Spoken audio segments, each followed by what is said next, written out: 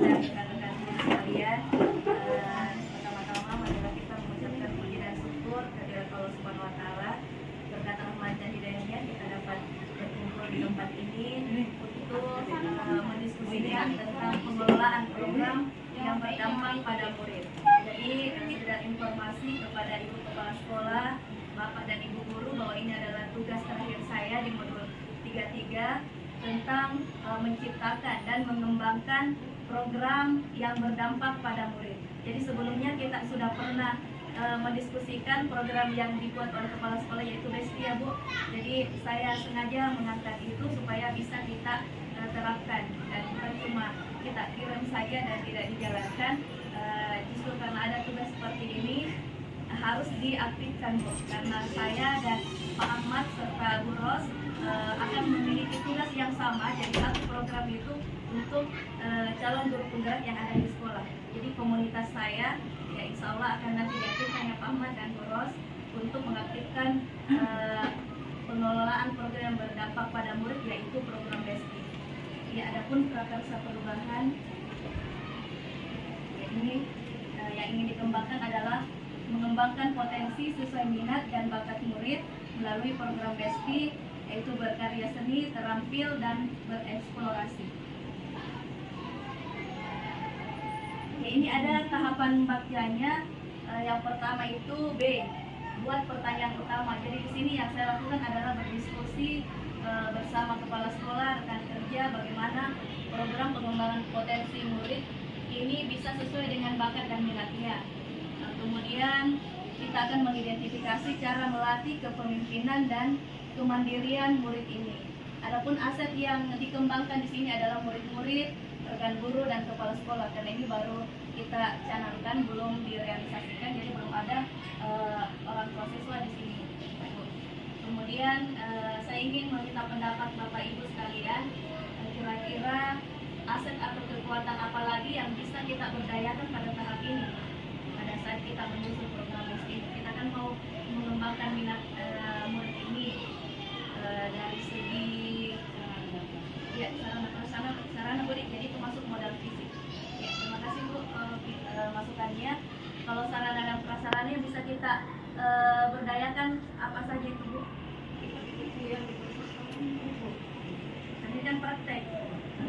Ya, praktek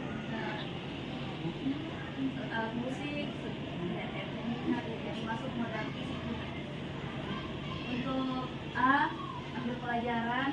Yang ini tindakan yang saya lakukan yaitu menjelaskan tujuan BESTI ini dalam pengembangan potensi sesuai minat dan bakatnya. Kemudian memberikan kebebasan dan tanggung jawab kepada murid dalam menjalankan program yang disusun. Jadi guru hanya menyusun rencananya, kemudian murid yang aktif. Jadi harus ada di sini Bapak Ibu kepengurusan murid. Jadi guru hanya mengarahkan, tetapi murid sendiri yang mengelolanya. Ya, seperti itu sebenarnya. Walaupun ini adalah tugas yang sepertinya tidak mudah untuk kita, karena selama ini kita hanya memberikan tugas kepada murid, kita yang mengarahkan dan kita yang mengevaluasi, menjalankan dari perencanaan sampai evaluasinya. Tapi dalam program ini harus murid yang aktif Bu.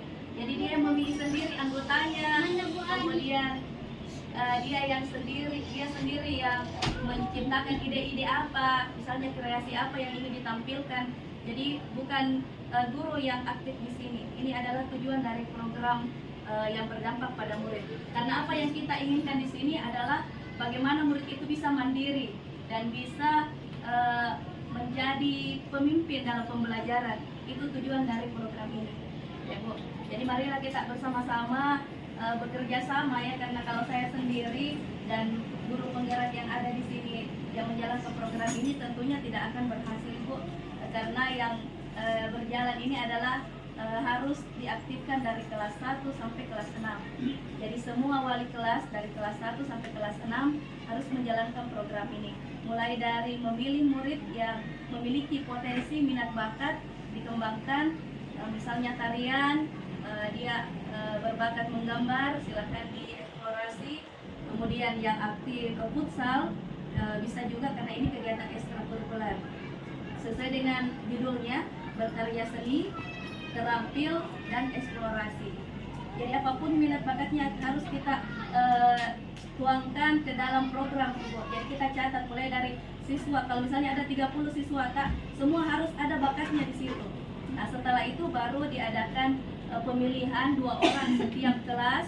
Kelas tinggi saja untuk jadi pengurusnya, karena kelas 1, 2, 3 sepertinya belum bisa jadi pengurus inti. Jadi saya sarankan kelas 4, 5, 6 saja kita ambil 2 perwakilan setiap kelas untuk menjadi pengurus inti. Jadi kita lihat siapa 2 orang di kelas tak yang bisa mengaktifkan teman-temannya yang lain, karena tugasnya dari pengurus itu nanti mengaktifkan rekan-rekannya memiliki minat dan bakat. Jadi kita cuma mengarahkan. Nanti kalau kita sudah bentuk kepengurusannya, biarkan murid kita yang menjadi pengurus itu secara mandiri menjalankan programnya. Kalau ada yang tidak dimengerti, baru guru yang membantu. Seperti itu.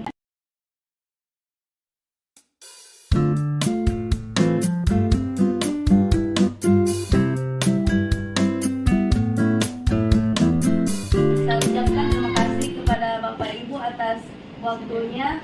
Saya akhiri. Assalamualaikum warahmatullahi wabarakatuh. Waalaikumsalam warahmatullahi wabarakatuh.